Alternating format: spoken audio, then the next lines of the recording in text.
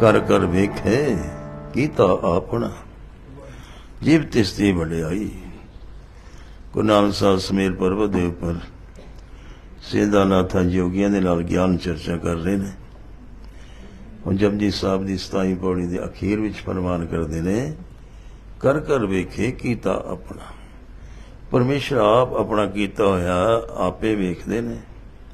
जिव तिसदी वडियाई, जिवें उन्हां दी वडियाई है कि सारे जियां दा ध्यान करते हैं। चिंटी दे कुंचर अस्थूला, सब पर कृपा दिष्ट कर फूला। चिंटी तो लैके हाथी तक दा सब दा ध्यान रखते हैं। जो तिस भावे सोई करसी, हुक्म ना करना चाहिए कि जो उसने परमेश्वर पांदा है वही कुछ करता है। उसके हुक्म के उपर कोई किसी का होर हुक्म नहीं चलता, परमेश्वर का ही हुक्म चलता है सब जियां ते। सो पातशाह साह पातशाह, वो पातशाह का पातशाह है। सो पातशाह साह पात साहिब, नानक रहन रजाई। कहते असी तो उसकी रजा विच रहने परमेश्वर की, क्योंकि वह पातशाह का भी पातशाह है।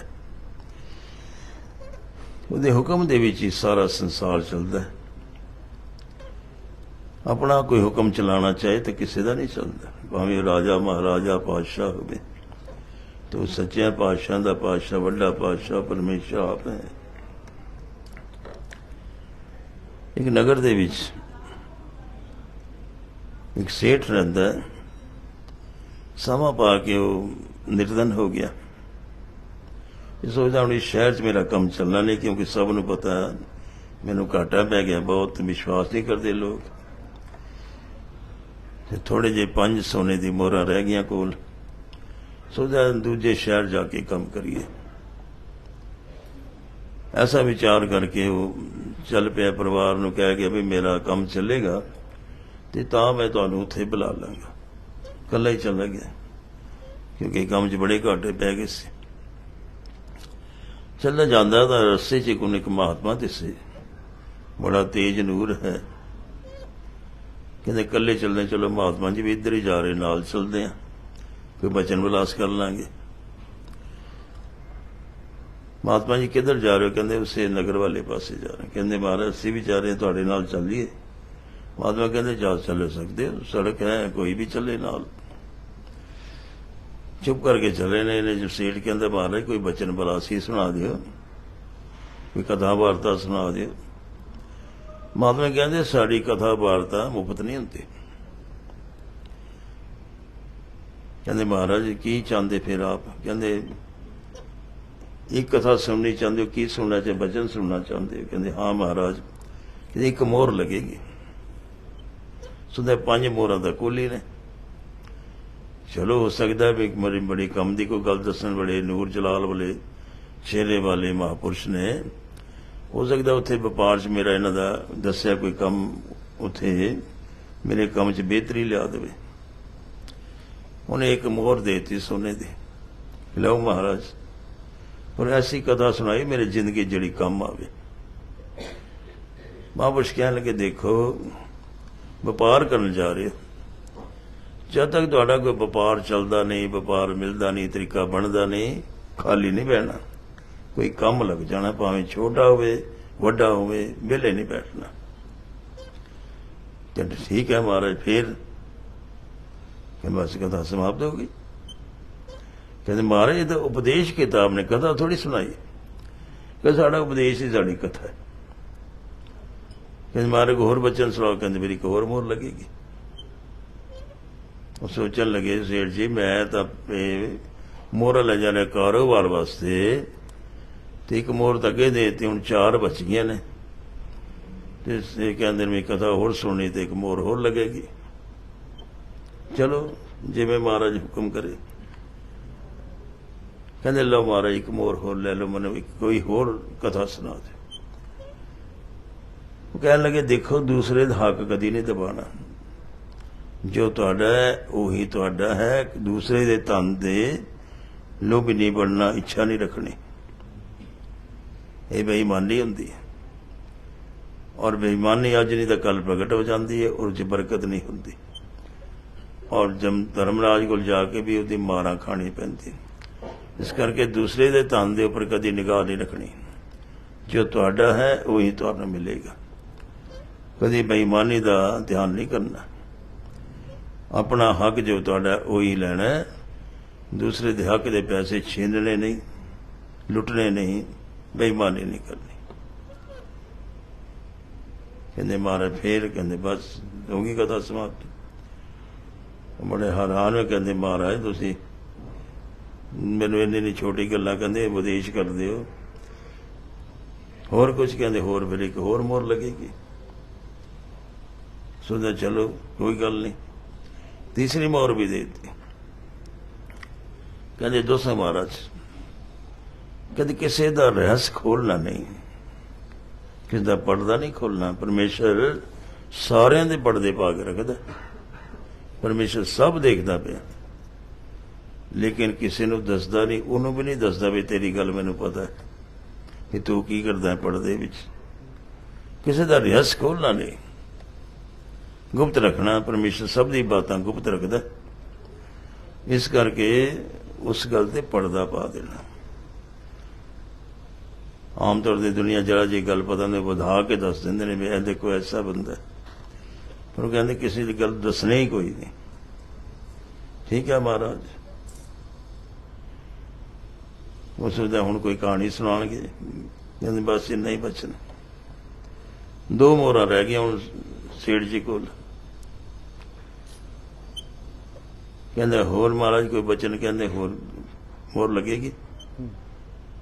कहते 3 तो देतियां, दोनों कट्ठियां दे लो महाराज, फिर जो सुनाना सुना दो। कहता जो महाराज किस्मत लिखेगा हो जाएगा। फिर कहता चौथा वचन यह है कि जिथे सत्संग होए उथे थोड़ा बैठ जाना। जरूरी भी कम जा रहे हो तो भी थोड़ा समा कढ़ के सत्संग जरूर हाजिरी भरो। इस सत्संग की महिमा बहुत है। महिमा साधु संग की सुनो मेरे मीता। पिंगल पर्वत पार परे खल चतर बगीता। पिंगल बंदा भी पिंगला बंदा पहाड़ चढ़ जाता है, मूर्ख बंदा बोलन लग पैंदा, समझदारी दी गल्लां दस दिंदा। ठीक है महाराज। अगे कहते जी अगे होर एक मोहर होर दिती हुई सी। कहते दुराचारी स्त्री का विश्वास नहीं करना। दुराचार जिहड़ी स्त्रियां होंदियां ने विश्वास के पात्र नहीं होंदियां, कभी भी घात लगा देंदियां ने। इस करके इन्हां तो बचे रहना। 5 मोहरां देतियां ने। तां महात्मा जी कहते भी हुण तो शहर आ गया सामने, तो असीं शहर जाना नहीं, असीं तो जंगल च बैठ के अपना ध्यान करना, तुसीं अगे जा सकदे हो। चला गया शहर में काम की तलाश करदा, क्यों पैसा तो है नहीं। 5 मोहरां सोने की साधु देती हैं। एक विचार आ रहा बार बार भी महात्मा है बड़े तेज प्रताप वाले ने, बड़ा नूर चला ले, बड़े गर्व नाल गल्लां करते ने। फिर इन्हां नूं पैसे की लोड़? मेरे तो 5 सोने की मोहरां ले लियां, है त्यागी दिसते ने। फिर मेरे तो सोने की मोहरां क्यों ले लियां? कहते इस गल का ख्याल ही नहीं आया, पूछना चाहिए सी महात्मा जी तुसीं की करना सोने की मोहरां दा? कहते व्यापारी लोग सानूं ते लोड़ पैनी है। सोचदा दोबारा मिलणगे जरूर पुछांगा भी तुसीं सोने की मोहरां दा की करना है। चले गए अगे कई जगह पूछते ने, काम की तलाश विच आए, मेरे को काम है। तानूं एक बंदा मिल गया, ये राजे की घुड़साल जे काम करदा। कहते हाँ बई परदेसी लगता है। कहते हाँ इतने काम की तलाश आया। काम करेगा? कहते हाँ महाराज करांगा। घोड़ियां का काम जानदा? कहते हाँ महाराज साढ़े घर घोड़े सी, जानदा मैं सारा काम घोड़ियां का। कहते भी मेरी माता बीमार हो गई, मैं 1 महीना छुट्टी जाना है, तो राजे के घुड़साल का मैं ध्यान करदा, तो जे तू मेरा काम पिछे कर दे महीना पर, तो फिर वो तनख्वाह जो मैनूं मिलती वो तेनों मिल जाएगी। महात्मा की असी जो जैसा भी काम मिल जाए करो, मेला नहीं बैठना। कहते चलो यही काम मिलता है कर लेने। वो राजा को लै गया, उसने कहता महाराज ये बंदा मिल गया, घोड़िया का काम जानता सारा, घोड़े सीगे इस को अंदर। ਤੇ ਰਾਜਾ ਕਹਿੰਦਾ ਵੀ ਦੇਖ ਫਿਰ ਇਹਨੂੰ ਸੰਭਾਲ ਦੇ, ਸਾਰਾ ਕੰਮ ਸਮਝਾ। ਘੋੜਿਆਂ ਦੀ ਸੇਵਾ 'ਚ ਕੋਈ ਉਣਤਾਈ ਨਹੀਂ ਹੋਣੀ ਚਾਹੀਦੀ। ਇੱਕ ਯਾਦ ਰੱਖ ਗੱਲ, ਅਗਰ ਇਸਨੇ ਉਣਤਾਈ ਕੀਤੀ ਤਾਂ ਉਹਦੀ ਸਜ਼ਾ ਤੈਨੂੰ ਦੇਵਾਂਗਾ ਮੈਂ। ਇਹ ਬੰਦਾ ਤੂੰ ਰੱਖਦਾ ਪਿਆ, ਇਹਦੇ ਕੰਮ 'ਚ ਕੋਈ ਕਮੀ ਹੋਈ, ਜੇ ਘੋੜਿਆਂ ਦੀ ਸਾਡੀ ਸੰਭਾਲ ਠੀਕ ਨਾ ਕੀਤੀ ਤੇ ਤੈਨੂੰ ਸਜ਼ਾ ਮਿਲੇਗੀ, ਤੂੰ ਬੰਦਾ ਲੈ ਕੇ ਆਇਆ। ਫਿਰ ਠੀਕ ਹੈ ਮਹਾਰਾਜ, ਮੈਂ ਇਹਨੂੰ ਕੰਮ ਸਮਝਾ ਦੇਣਾ। ਉਹਨੇ ਸਾਰਾ ਕੰਮ ਸਮਝਾ। ਦੇਖ ਵੀ ਇਹ 10 ਘੋੜੇ ਨੇ, ਇਹਨਾਂ ਦਾ ਧਿਆਨ ਤੂੰ ਰੱਖਣਾ। ਵੱਖਰੇ ਵੱਖਰੇ ਤਬੇਲੇ ਨੇ, ਵੱਖਰੇ ਵੱਖਰੇ ਬੰਦੇ ਸਭ ਜਗ੍ਹਾ ਲੱਗੇ ਨੇ, ਤੇ ਇਹ ਤਬੇਲਾ ਤੇਰੀ ਜ਼ਿੰਮੇਵਾਰੀ 'ਚ ਹੈ। ਇਹਨਾਂ ਘੋੜਿਆਂ ਦਾ ਇਸ਼ਨਾਨ ਕਰਾਉਣਾ, ਇਹਨੂੰ ਮਾਲਿਸ਼ ਕਰਨੀ, ਇਹਨਾਂ ਨੂੰ ਦਾਣਾ ਪਾਣੀ ਪਾਉਣਾ, ਇਹਨਾਂ ਦਾ ਸਾਰਾ ਇਹ ਧਿਆਨ ਰੱਖਣਾ। ਤੇ ਨਾਲ ਕਮਰਾ ਰਹਿਣ ਵਾਸਤੇ 1 ਮਹੀਨੇ ਮੈਂ ਛੁੱਟੀ ਜਾ ਰਿਹਾ, ਤਾਂ ਤੱਕ ਤੂੰ ਇਸ ਕਮਰੇ 'ਚ ਰਹਿ ਸਕਦਾ। ਕਹਿੰਦਾ ਠੀਕ ਹੈ ਮਹਾਰਾਜ। ਉਹਨੇ ਕੰਮ ਸੰਭਾਲ ਲਿਆ। 20 ਕਿਲੋ ਰੋਜ਼ ਛੋਲੇ ਮਿਲਦੇ ਸਨ ਘੋੜੇ ਵਾਸਤੇ, ਤੇ ਉਹ ਘੋੜੇ, ਉਹ ਜਿਹੜੇ ਛੋਲੇ ਨੇ ਉਹਨਾਂ ਨੂੰ ਕੁੱਟ ਕੇ ਪਾਣੀ 'ਚ ਮਿਲਾ ਕੇ ਘੋੜਿਆਂ ਨੂੰ ਖਿਲਾਇਆ ਜਾਂਦਾ ਸੀ। ਤੇ ਉਸੋਂ ਆਵਾਜ਼ ਮਾਰੀ, ਚਲੋ ਬਈ ਘੋੜਿਆਂ ਦੀ ਖੁਰਾਕ ਆ ਗਈ ਹੈ, ਲੈ ਚਲੋ ਜਾ ਕੇ। ਸਾਰੇ ਚਲੇ ਗਏ ਆਪਣੇ ਆਪਣੇ ਘੋੜਿਆਂ ਦੀ ਖੁਰਾਕ ਲੈਣ ਵਾਸਤੇ। 20 ਕਿਲੋ ਸਭ ਵਾਸਤੇ ਛੋਲੇ ਦੇ ਦਿੱਤੇ ਗਏ, ਤੇ ਉਸਨੇ ਵੀ ਲਿਆਏ ਆਪਣੇ ਕੁੱਟ ਕੇ, ਤੇ ਉਹ ਸਾਰੇ ਛੋਲੇ ਪਾਤੇ ਘੋੜਿਆਂ ਨੂੰ।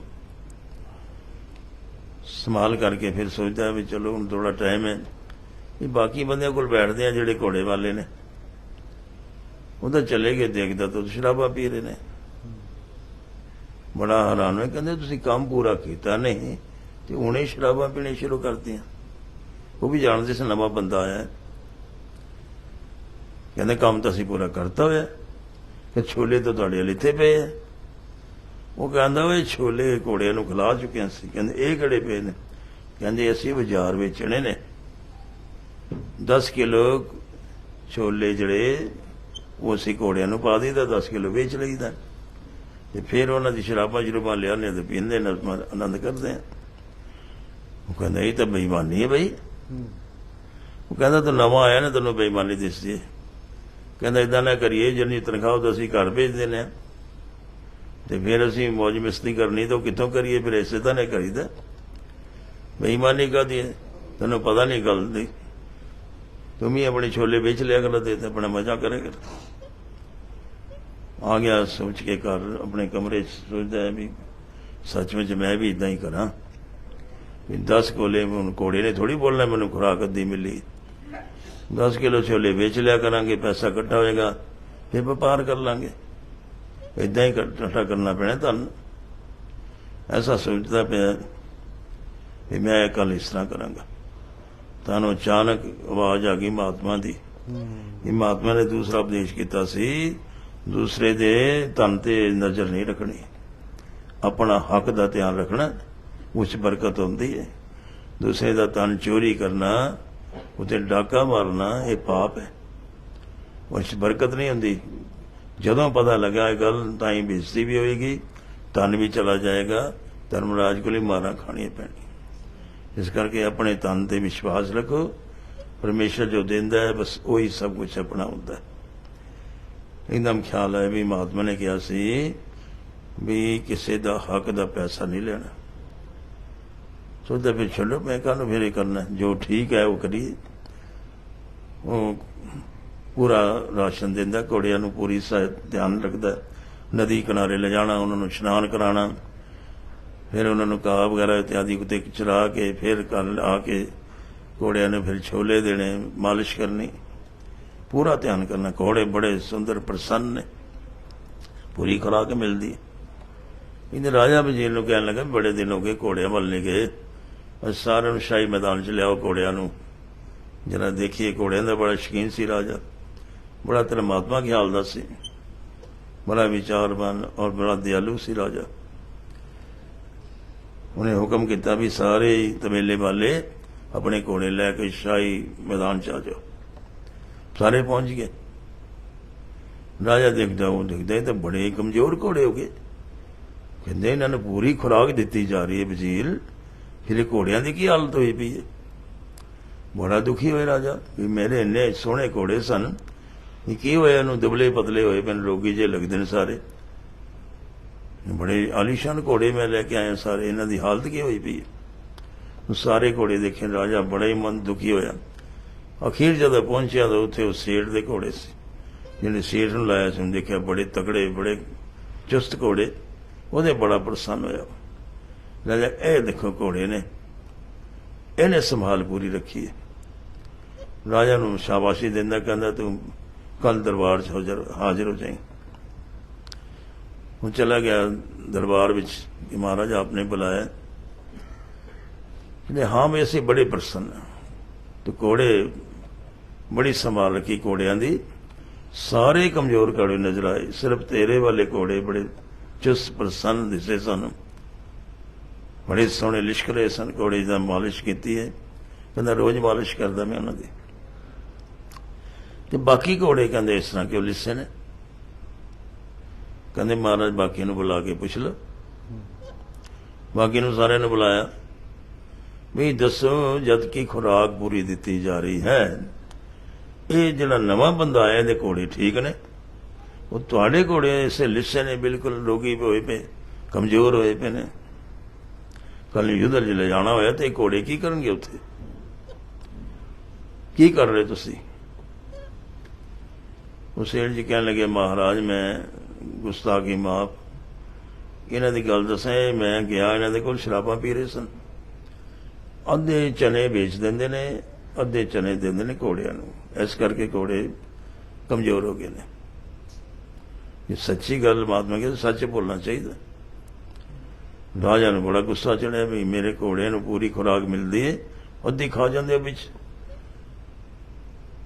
कि जल्दी सच्ची गल करो नहीं तो कतल कर दिते जाओगे। वो सारे कमन लग पे एकदम कहते हाँ जी मारे माफ करना सच में अद्धी असी बेच देने कहते इन्होंने सब नूं जेल पा दिया। जब हुक्म आया तो सेठ जी कहने लगे महाराज एक बार इन्होंने माफ कर दे एक बार आप माफ कर दो। कहने हाँ जी एक बार माफ कर दो अगे तो कभी सीधा नहीं करते। उन्हें कहा तो राजा कहता चलो सेठ जी दे तेरे कहने ते असीं इहनूं छड्ड दिंदे पर अगे तो घोड़े पूरे स्वस्थ होने चाहिए ने। कहने ठीक है महाराज सारे ने बाग ला के वो कहने लगा सेठ देख लो भाई एक बार मैं तुहानूं छुड़ा दिता हुण अगे तो ध्यान करना तुसीं। वो शुक्र भी करते हैं लेकिन अंदरों अंदर बड़ी ईर्खा करते हैं देखो इन्हें फसाता सानू हुण किद्दां साडी शराबां दे कम होणगे। इन्हें जमीना पूरा हो गया जिहड़ा बंदा उन्होंने छड़ के गया असीं वापस आ गए। बाकी सारे ने गल की भी साडा सारा काम बंद हो गया। इस बंदे ने राजा को शिकायत करती साडे घोड़े बड़े कमजोर सन तो इस करके राजा ने बड़ा डांटिया सानू तो सानू तो कहते कतल कर दो इन्हूं कैद करो। फिर इसे ने सानू छुड़ा भी दिता। वो कहता कोई नहीं आ गया मैं इन्हूं सीतर कर लांगा हुण आपे ठीक कर दांगा। आया वो कमरे च देखता कमरा बड़ा सुंदर साफ रखा होया घोड़े भी इन्ने अस्पष्ट होए ने देखे कई कमजोर जे घोड़े छड़ के गए सी इन्हें बड़े सुंदर वधिया बना के रखे ने घोड़े भी। कहते काम तो बड़ा सुंदर किया भी तू कमरा भी बड़ा साफ रखा होया। फिर पता लगी सारी गल उन्हें दसी सारी सेठ ने भी गल भी इस तरह के नाल बाकी बंदे करते ने। उन्हें पहले सुन लिया पहले बंदे मिल गए सन वो सोचता हूँ ये बिच फस गया बंदा की करिए किस तरह कंडा बाहर कढ़ना पैना ये तो सारा ही साड़ा इन्हें काम खराब कर दिता। रात नींद ही ना आवे उसने सोचता रहे बंदा मैं रख गया चंगा बंदा रखिया उल्टा साडा सारा इन्हें काम ही खराब करता। इन्हें तो बड़ी तेज बरसात शुरू हो गई तो वह सोचता है मैं देख के आवा राजा ने क्योंकि उसकी ड्यूटी लाती उस दिन तो भी तू इन्हों का मुखी हूँ सारा ध्यान तू रखना तनख्वाह भी उसकी दुगनी कर दी नाले एक सोने की मुंदरी देती उसके उपर शाही मोहर लगी है भी तू जदों मर्जी आके मैनू मिल सकता है पहरेदार नूं मुंदरी दसे वो तेन रोकेगा नहीं तू सीधा मैनू आके मिल सकता है जदों मर्जी मिल सकता है। वो मुंदरी भी शाही मुंदरी उन्होंने दे दी गई नाल तनख्वाह बढ़ा दी गई। और फिर मुखी बनाता सारिਆਂ ਦਾ ਵੀ ਸਭ ਘੋੜੇ ਤੇਰੀ ਜ਼ਿੰਮੇਵਾਰੀ 'ਚ ਨੇ, ਇਹ ਸਭ ਤਵੇਲੇ ਵਾਲਿਆਂ ਦਾ ਤੂੰ ਧਿਆਨ ਰੱਖਣਾ ਹੈ। ਹੁਣ ਉਹ ਗੱਲ ਬੜੀ ਚੁੱਭਦੀ ਪਈ ਸੀ ਉਹਨੂੰ ਵੀ ਮੈਂ ਨਵਾਂ ਬੰਦਾ ਰੱਖਿਆ, ਮੇਰੇ ਵਾਸਤੇ ਮੁਸੀਬਤ ਬਣ ਗਿਆ। ਉੱਠ ਕੇ ਚਲਾ ਗਿਆ ਬਾਹਰ, ਮੈਂ ਦੇਖਾਂ ਕੋਈ ਘੋੜੇ ਵਗੈਰਾ ਨੇ ਬਾਹਰ ਤਾਂ ਨਹੀਂ ਛੱਡੇ। ਬੜੀ ਤੇਜ਼ ਬਰਸਾਤ ਸ਼ੁਰੂ ਹੋ ਗਈ, ਅੰਦਰ ਸਾਰੇ ਸੰਭਾਲੇ ਨੇ। ਰਾਤ ਦਾ ਟਾਈਮ ਉਹ ਚਲਾ ਗਿਆ। ਇੱਥੋਂ ਰਾਤ ਦਾ ਸਮਾਂ ਹੋਇਆ ਤਾਂ ਰਾਜਕੁਮਾਰੀ ਜਾਗ ਰਹੀ ਹੈ। ਉਹਦੇ ਕਮਰੇ 'ਚ ਗੁਪਤ ਰਸਤਾ ਸੀ, ਉਹ ਬਾਗ 'ਚ ਆ ਕੇ ਨਿਕਲਦਾ ਸੀ। ਬਾਗ ਦੇ ਨਾਲ ਹੀ ਉਹ ਕਮਰਾ ਸੀ ਜਿੱਥੇ ਉਹ ਘੋੜੇ ਵਾਲੇ ਦਾ ਕਮਰਾ ਸੀ। ਤੇ ਰਾਜਕੁਮਾਰੀ ਉੱਥੋਂ ਗੁਪਤ ਰਸਤੇ ਤੋਂ ਆ ਕੇ ਉਹਦੇ ਕਮਰੇ 'ਚ ਪਹੁੰਚ ਗਈ। ਜਦੋਂ ਉਠਾਇਆ ਉਹ ਸੁੱਤਾ ਪਿਆ ਸੀ। ਆਵਾਜ਼ ਮਾਰੀ, ਉੱਠ ਗਿਆ। ਹੈਰਾਨ ਹੋ ਗਿਆ, ਰਾਜਕੁਮਾਰੀ ਤੁਸੀਂ ਮੇਰੇ ਕਮਰੇ ਕਿੱਥੋਂ ਆ ਗਏ? ਤੁਹਾਨੂੰ ਪਤਾ ਨਹੀਂ ਇੱਥੇ ਉਸ ਦੂਸਰਾ ਬੰਦਾ ਆਇਆ, ਨਵਾਂ ਬੰਦਾ ਆਇਆ ਹੋਇਆ। ਦੇਖਿਆ ਉਹ ਤਾਂ ਹੈ ਨਹੀਂ। ਸ਼ੁਕਰ ਮੰਨਿਆ ਵੀ ਬਹੁਤ ਪਤਾ ਨਹੀਂ ਕਿੱਥੇ ਚਲਾ ਗਿਆ ਰਾਤ ਨੂੰ। ਰਾਜਕੁਮਾਰੀ ਦੀ ਉਸ ਨਾਲ ਪ੍ਰੀਤ ਬਣੀ ਹੋਈ ਸੀ, ਘੋੜੇ ਵਾਲਾ ਜਿਹੜਾ ਸੀ ਉੱਥੇ ਦਾ। ਤੋ ਕਹਿਣ ਲੱਗਾ ਵੀ ਤੂੰ ਛੇਤੀ ਮੁੜ ਜਾ, ਉਹ ਪਤਾ ਨਹੀਂ ਆ ਨਾ ਜਾਏ ਉੱਪਰੋਂ, ਤੇ ਸਾਡੇ ਮੇਲ ਤਾਂ ਉਸਨੇ ਕੰਮ ਖਰਾਬ ਕਰਤਾ। ਉਹਨੇ ਆ ਕੇ ਰਾਜਾ ਕੋਲ ਸ਼ਿਕਾਇਤ ਕਰ ਦਿੱਤੀ ਹੈ। ਹੁਣ ਮੁਖੀ ਬਣ ਗਿਆ ਸਾਡਾ, ਸਾਨੂੰ ਉਹਦੇ ਅਧੀਨ ਚੱਲਣਾ ਪੈਣਾ, ਅਸੀਂ ਕੁਝ ਕਰ ਨਹੀਂ ਸਕਦੇ। ਹੁਣ ਜੋ ਗੱਲ ਹੋਏਗੀ ਰਾਜਾ ਕੋਲ ਸ਼ਿਕਾਇਤ ਕਰ ਸਕਦਾ। ਉਹ ਕਹਿੰਦੇ ਮੈਂ ਉਸਨੂੰ ਕੱਲ੍ਹ ਹੀ ਠੀਕ ਕਰ ਦਾਂਗੀ, ਤੂੰ ਚਿੰਤਾ ਨਾ ਕਰੋ। ਤੂੰ ਕਹਿਣ ਲੱਗਾ ਹੁਣ ਚਲੀ ਜਾ ਤੂੰ, ਐਸਾ ਨਾ ਹੋਏ ਉੱਪਰੋਂ ਆ ਜਾਏ ਤੇ ਸਾਰਾ ਮਿਲਣਾ ਜੁਲਣਾ ਹੀ ਮੁਸ਼ਕਿਲ ਹੋ ਜਾਏਗਾ। ਉਹ ਬਾਹਰੋਂ ਆਇਆ ਤਾਂ ਅੰਦਰ ਦਿਖਦਾ ਕੋਈ ਇਸਤਰੀ ਦੀ ਆਵਾਜ਼ ਹੈ। ਦਰਵਾਜ਼ਾ ਬੰਦ ਹੈ। ਦੇਖਿਆ ਖਿੜਕੀ 'ਚੋਂ ਥੋੜੀ ਜਿਹੀ ਚੀਜ਼ 'ਚੋਂ ਦਿਖਿਆ ਤਾਂ ਰਾਜਕੁਮਾਰੀ ਖੜੀ ਹੈ। ਬੜਾ ਹੈਰਾਨ ਹੋਇਆ, ਰਾਜਕੁਮਾਰੀ ਇਸਦੇ ਕਮਰੇ 'ਚ ਰਾਤ ਦੇ ਵੇਲੇ, ਕੈਸੇ ਸੰਬੰਧ ਨੇ ਇਹਨਾਂ ਦੇ ਆਪਸ। ਸਮਝ ਗਿਆ, ਕਹਿੰਦੇ ਇਹ ਤਾਂ ਰਾਜਾ ਦੀ ਇੱਜ਼ਤ ਉਛਾਲ ਰਹੀ ਹੈ। ਇਹ ਰਾਜਕੁਮਾਰੀ ਘੋੜੇ ਵਾਲੇ ਨਾਲ ਮਿਲੀ ਹੋਈ ਹੈ। ਇਹ ਸੋਚਦਾ ਮੈਂ ਜਾ ਕੇ ਰਾਜਾ ਨੂੰ ਦੱਸਦਾ ਵੀ ਤੁਹਾਡੀ ਇੱਜ਼ਤ ਦਾ ਇਹ ਹਾਲ ਹੋ ਰਿਹਾ। ਇਹ ਘੋੜੇ ਵਾਲਾ ਤੁਹਾਡੀ ਰਾਜਕੁਮਾਰੀ ਨੂੰ ਬਹਿਕਾ ਕੇ ਬੈਠਾ ਹੋਇਆ। ਫਿਰ ਇੱਕਦਮ ਖਿਆਲ ਆਇਆ ਵੀ ਮਹਾਤਮਾ ਕਹਿੰਦੇ ਸਨ ਕਿਸੇ ਦਾ ਪਰਦਾ ਜ਼ਾਹਿਰ ਨਹੀਂ ਕਰਨਾ। ਜਿਹੜਾ ਕੋਈ ਪਰਦਾ ਕਿਸੇ ਦਾ ਹੋਵੇ ਉਸ ਨੂੰ ਢੱਕ ਕੇ ਰੱਖਣਾ, ਇਹਦਾ ਰਹੱਸ ਖੋਲ੍ਹਣਾ ਨਹੀਂ। ਫਿਰ ਰੁਕ ਗਿਆ ਵੀ ਨਹੀਂ ਦੱਸਦਾ ਮੈਂ ਰਾਜਾ ਨੂੰ। ਫਿਰ ਥੋੜੀ ਦੇਰ ਬਾਅਦ ਦੇਖਿਆ ਨੇ ਆਵਾਜ਼ ਆਣੀ ਬੰਦ ਹੋ ਗਈ। ਦਰਵਾਜ਼ਾ ਦੇਖਿਆ ਖੁੱਲ੍ਹਾ ਹੈ। ਰਾਜਕੁਮਾਰੀ ਨਿਕਲ ਗਈ, ਪਤਾ ਹੀ ਨਹੀਂ ਲੱਗਾ ਕਿਦੋਂ ਨਿਕਲ ਗਈ। ਅੱਗੇ ਲਗਾਏ ਵੀ ਦਿਸਦੀ ਨਹੀਂ ਪਈ ਕਿਤੇ ਵੀ। ਸਮਝ ਗਿਆ ਕਿ ਗੁਪਤ ਰਸਤਾ ਹੈ ਜਿੱਥੋਂ ਇਹ ਰਾਜਕੁਮਾਰੀ ਨੂੰ ਮਿਲਣ ਆਉਂਦੀ ਹੈ।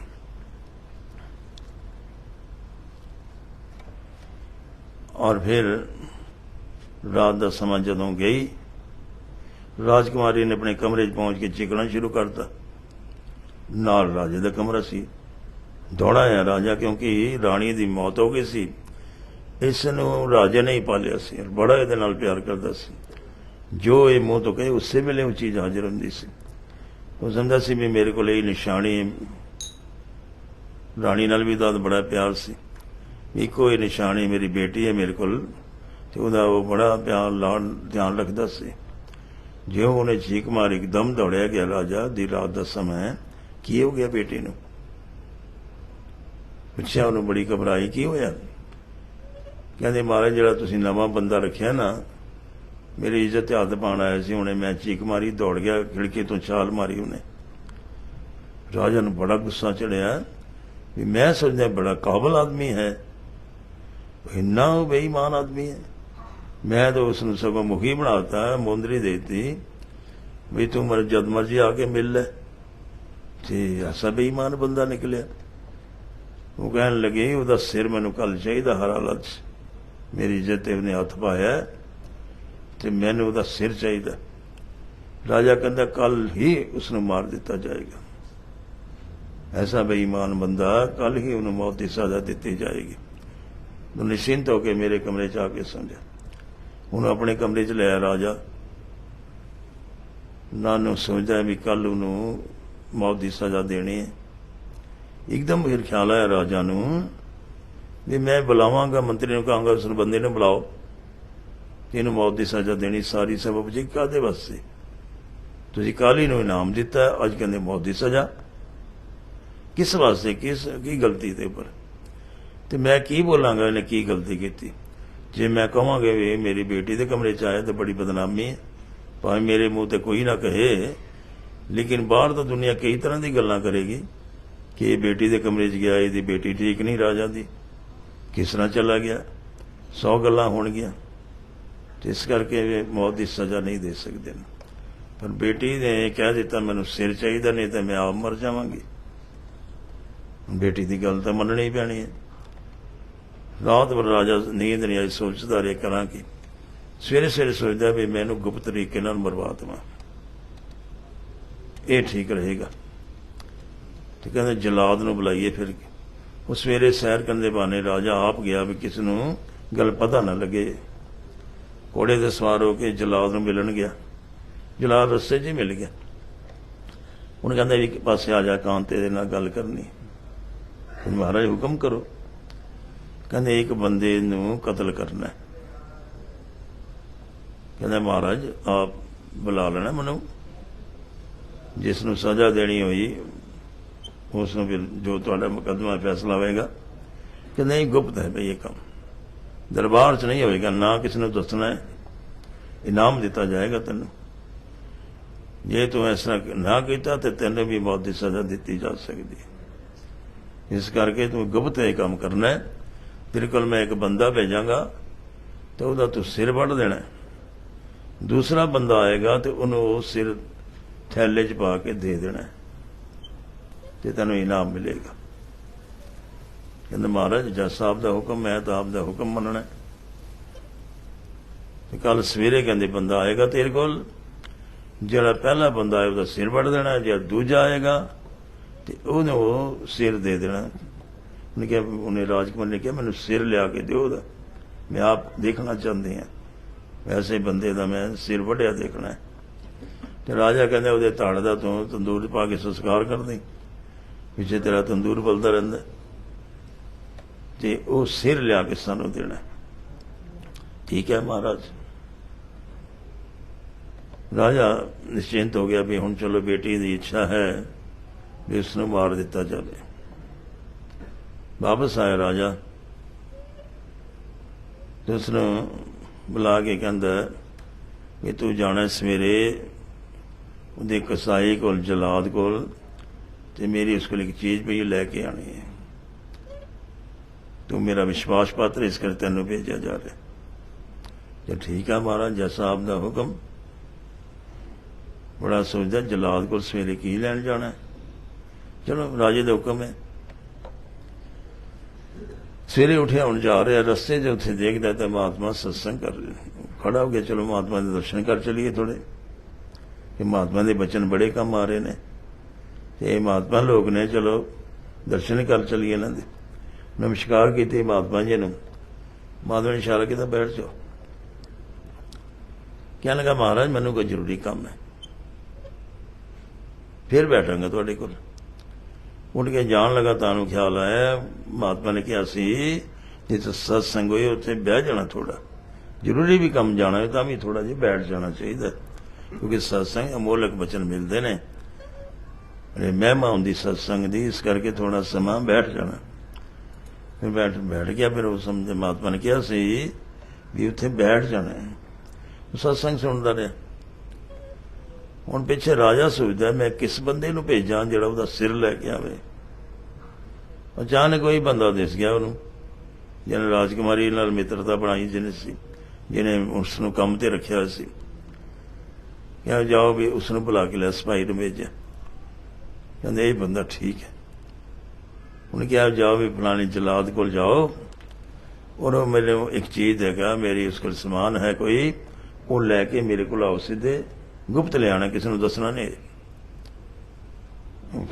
अच्छा महाराज जो आपका हुक्म है। वो सोच रहे थे वो सवेरे नवा बंदा लग्या है, वो सवेरे सवेरे कितने चला गया, कहते राजा ने बुलाया। तो रात राजकुमारी नाल दी गल हुई सी, मैं ऐसा चक्कर चलावांगी इत्थों दिसेगा नहीं हो। तो पता नहीं राजकुमारी ने की चक्कर चलाया। तो राजा ने कहा उत्थे जाके वो मेरा समान लैके आना। वो सीधा चला गया जलाद कोल। तो राजा ने कहा जिहड़ा बंदा पहला आएगा उन्होंने तू मार देना है, दूजे बंदे नूं समान दे देना है। वो अंदर कहते अंदर चल जाओ बई, तुहाडा समान अंदर रखिया। अंदरले कमरे च गया, पिछों जलाद गंडासा लैके चला गया। उन्हें कहते अलमारी गुत्थी पई है राजा नूं दे देनी। ज्यों मुड़िया उन्हें ज्यों गंडासा मारिया उहदे सिर अलग करता। उन्हें थोड़ी देर बाद वो सिर चुकया तो थैली पाता तो रखता बन के। इन्हें जो सत्संग च उठा जाके जलाद कोल पहुंचा, कहते राजा साहब ने भेजा है तो भी वो जो समान है राजा साहब का दे दिता जाए। उन्हें वो थैला जरा सी सिर पा के रखा उन्होंने दे दिता। जदों महल च आया वो हैरान हो गया राजा देख के भी असी तो इसका सिर मंगया सी ते किहदा सिर लिया है या की लैके आया। कहते तू जलाद कोल गया नहीं? कहते हाँ महाराज उत्थों ले आया मैं समान। और राजकुमारी भी खड़ी सी, मैं अपना सिर देखा जिहड़ा साडे प्रेम च विघन पाण आया। वो तो सामने खड़ा है भी सिर कहदा लैके आया है। खोलिया गया, कहते खोलो देखो की है।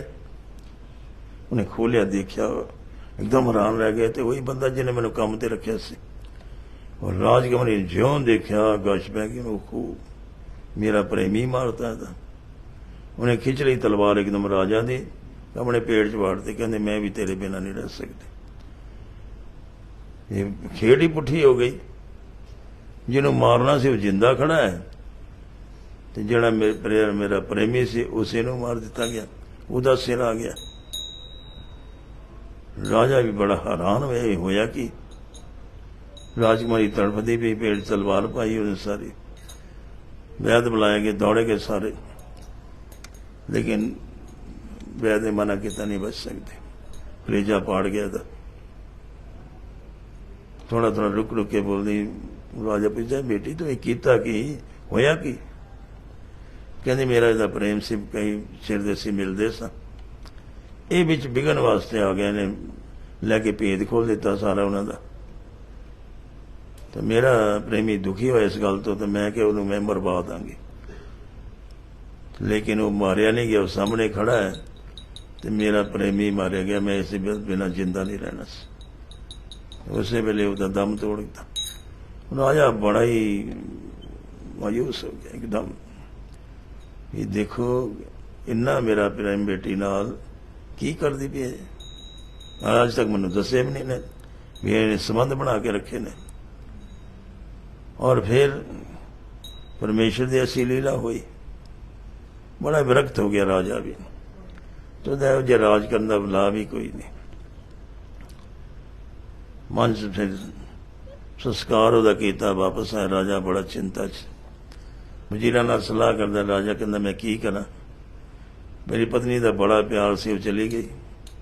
उस बाद सारा प्यार मैं अपनी बेटी ते रखिया, तो उन्हें भी उन्हें धोखा ही दिता। इन्हें होर पिंगा पाती रही और फिर उन्हें आत्महत्या कर ली मेरे सामने ही। तो हुण मेरा मन ही नहीं करता महल च रहन नूं। मैं सोचता हूँ संन्यास ले लीए। उन्हें होर को औलाद भी कोई नहीं, कोई बेटी सीगे, की किया जाए। यही ख्याल आया भी जिहड़ा नवा बंदा आया है ये काबिल है, वफादार है। आंदे ने दसिया भी देखो ये बंदे बेईमान तुहाडे सारे चने बेच देंदे ने, घोड़ियां की खुराक आपे खांदे पे ने। नहीं सुधार किया इसने। और फिर हुक्म बनता एकदम, बड़ा समझदार बहुत है। उन्हें बिठा के राजा ने सारी गल उसकी पूछी भी उस दूसरे देश का सेठ सीगा। वक्त ऐसा आया कोई नौकरां ने धोखा दिता, वो घाटे पै गए बड़े, तो इस करके व्यापार उस इत्थे आया सी। फिर असीं महात्मा मिले तो महात्मा ने बचन ऐसे सुनाए, इस करके फिर मैं उन्होंने बचना ते चलता रहा। अज बचना की कीमत पता लग रही है। उन्हें कहा सी भी जाके व्यापार मैं सोचा करांगा, लेकिन 5 मोहरा मैं उन्होंने देतियां महात्मा नूं, पैसा सी नहीं, इस करके नौकरी कर ली। फिर उन्होंने कहा भी इस तरह करो। मेरा भी मन किया भी चलो मैं ही बेईमानी करा। विचों 10 किलो एक घोड़े के छोले बचते ने, 100 किलो छोले जाके रोज बेचांगे तो पैसा कट्टा के व्यापार करांगे। लेकिन ख्याल आया महात्मा कहते दूसरे दे पैसे दा नज़र नहीं करनी, अपने हक की कमाई रखनी। जिस करके मैं फिर वो अपने हक की कमाई रखी। उस करके किरपा हुई तो मैनू तुसीं आपने तनख्वाह वधाती, दुगनी तनख्वाह कर दी तो सारा मेरा मसले हल हो गए। फिर राजकुमारी नूं मैं देख लिया सी, वो मिलन गई सी उत्थे। मैं सोचा राजा साहब तुहानूं मैं सारी गल दस देवां, लेकिन महात्मा ने कहा सी किसी का रहस्य खोलना नहीं, पर्दा पाया रखना, किसी की गल नूं उजागर नहीं करना चाहिए। इस करके मैं फिर चुप हो गया। मैं क्या क्यों मैं दसा किसी की गल, ये मैनूं पता सी गल। राजा देखिया देखो किस तरह इसने, नहीं तो बेइज्जती होंदी साडी, सारे दसदा है भी राजकुमारी दे ऐसे संबंध बने ने, तो राजा की बेटी होए तो राजा की किड्डी बदनामी होएगी। तो इसने पर्दा पाया उस गल ते भी। कहते फिर तन्नू मैं भेजा सी उत्थे ते तू किदां बच गया? कहता महाराज महात्मा जी कहा सी किते सत्संग हो रहा उत्थे जरूर थोड़ा टाइम बैठ जाओ, जरूरी काम होए तां भी बैठ जाओ, कि सत्संग बड़े अमोलक वचन मिल जाते हैं। तो मैं जदों जा रहा सी तुहाडे कहे हुक्म मुताबक तो रस्ते महात्मा मिल गए, तो मैं खड़ा हो गया, उन्हें दर्शन कर लिए। उन्हें एक ने कहा था महात्मा जी बैठ जाओ, तो मैं क्या मैं जरूरी काम जा रहा। फिर ख्याल आ गया महात्मा ने कहा जरूरी काम भी हो तो भी थोड़ा जहा समा सत्संग बैठ जाना चाहिए। तो मैं उन्होंने वचन सुन लग पिया, इस करके देरी हो गई जान नूं।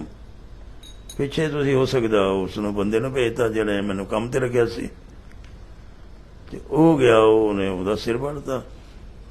राजा कहंदा इस तरह ही होया, ये बाद च गया तो इसनूं सिर दे दिता गया। कहंदे उस महात्मा के बचना की कीमत। फिर कहते भी विश्वास नहीं करना, इस करके मैं राजकुमारी का विश्वास नहीं किया। मैं सामने देखा जदों मैं समान लैके आया तो मैनू देख लिया, उसकी नज़र मैं देखी सी मेरे ते बड़ी घृणा वाली नज़र उन्हें पाई। ये बंदा कित्थों बच गया, मैं तो उन्हें मरवाता। फिर भी मैं आपनों दस्या नहीं, क्योंकि मैं समझ गया ये स्त्री का चरित्र ठीक नहीं है। तो मैं फिर भी इसका पर्दा पा के रखिया, गल आपनों नहीं दसी भी ये राजकुमारी उत्थे मिलन जाती है। तो कहते महात्मा क्या से उसका विश्वास नहीं करना आपने। मैं चुप करके पिछे ही खड़ा रहा, तो उसने एकदम आपकी तलवार कड़ के अपने आप मार लिया। राजा को सारी गल पता लगी, सोचता इसे ने राजा बना दी, और तो कोई अधिकारी है नहीं, ये वफादार आदमी है, सच्चा बंदा है, महापुरुषों के बचना के पर चलता है। दूसरे ने सभा की, राजा ने सारे ने बुलाया, देखो भी अज तो तुहाडे नवे राजा ने, उन्होंने साड़ा मन विरक्त हो गया उत्थे, असीं अपने संन्यास लैके जंगल में जा रहे हैं, तो नवा राजा तुहाडा ये घोषित किया जाता है। तो महात्मा के बचना ने उसनूं राजा बना दिता। यह बचना की कीमत। अज राजा सोचता उस महात्मा को मिलना जरूर है। ये महात्मा के एडे कीमती बचन सन। विरक्त महात्मा सी, नूर जलाल बड़ा सी, लेकिन उन्हें मेरे तो सोने की मोहरा क्यों लिया? महात्मा लोगों ने की करना पैसा, या तो चलो कोई वो लंगर भंडारे करते हैं, कितने वो खर्च करते हैं, तो ठीक है। तो विरक्त साहब दसी होता, फिर उन्हें सोने की मोहरा क्यों लिया मेरे तो? ये सवाल वो मन च बार बार आंदा। सोचता ये सवाल का जवाब लेना है। उस पासे जंगल में चले गए, जिधर महात्मा कह रहे जंगल जाके कुछ निवास करांगे, इतने कुछ साधना करांगे। हुण राजा बनया वो देश का, नाल वजीर सेनापति लैके उस जंगल तलाश करने चले गए। अचानक एक सिपाही दसे कहते कोई महात्मा बैठे ने। घोड़ा ने उधर चलाया, देखा सचमुच वही महात्मा ने। जाके नमस्कार की, बड़ी श्रद्धा प्रेम के नाल मत्था टेकिया, देखदा भी राजा है। महात्मा उन्होंने देखते ने, हाथ जोड़ के कहता महाराज मैं वही हाँ जिसनों आपने वचन सुनाए सी, वही है मैं, हूँ राजा बन गया, आपकी कृपा हो गई। लेकिन मेरे मन च एक सवाल है, मैं वो पूछना आया आप तो, कि दसो की सवाल है तुहाडे मन च? कहते महात्मा जी मैं ये जानना चाहना भी आपने मेरे तो 5 सोने की मोहरा क्यों लईयां, जद कि आप तो मृगत महात्मा हो, जंगल च रहिंदे हो, तुसीं की करना तन दा? परमेश्वर के आसरे रहने वाले हो। तो क्या सी मेरे 2 प्रसादे परमेश्वर दे दिंदा, पर शक के अपना भजन करीदा, तो फिर मोहरां दे कादे वास्ते रखियां गईयां? महात्मा कहन लगे इस करके मोहरा लईयां भी तू साडे बचन फजूल ना समझ लई, साडे बचन कीमती हुंदे ने, इस करके तेरे तो कीमत लई ते तैनूं उन्हां बचनां ते विश्वास होवे। एक एक बचन बड़ा कीमती है, सोने की मोहर है, तो ए लै मोहरां तेरियां साम के रखियां, सानूं पता तू आएगा। वो 5 मोहरां महात्मा जी ने राजा नूं दे दित्तियां, ये शुभ काम ते लगा दे इसनूं भी, सानूं पैसे लोड़ नहीं है, सिर्फ इस करके वो मोहरां रखियां भी तैनूं पता लगे भी कीमती बचन ने, इस करके लईयां सन तेरे तो। तो समझ आ गई कि महात्मा दे बचन अमोलक बचन हुंदे ने, और जो हुंदा है परमेश्वर के हुक्म नाल हुंदा है। उन्हें चाहा भी मैं राजकुमारी नाल शादी करके कल मैं राजा बनना, तो उहदे विचार विच ही रह गए, क्योंकि ये तो जो कर्म है वही उत्थे ले जांदा है। वो कर्म सीगा भी जलाद ने मारना है उसनूं, ते वो सोचदा सी मैं राजा बन जावांगा, मेरा राजकुमारी नाल संबंध बनिया दा। लेकिन राजकुमारी भी सोचदी सी मैं कल नूं राणी बनना है, मेरा पति राजा बनेगा, क्योंकि होर तो औलाद नहीं है। लेकिन वो भी आत्महत्या करके समाप्त हो गई। तो ये परमेश्वर का हुक्म हुंदा है, वो हुंदा है, अपना सोचने नाल कुछ नहीं हुंदा। अपना किया कछ न होए, करे है राम होए है सोए। इस करके कहते जो तिस पावे सोई करसी, हुक्म ना करना जाई, किसी के हुक्म नाल कुछ नहीं हुंदा। सो पातशाह शाह पात साहिब नानक रहन जाई। गुरु नानक साहब दसते ने उस परमेश्वर के हुक्म नाल सारा कुछ हुंदा, अपने किते करने नाल नहीं हुंदा। अरदास बेनती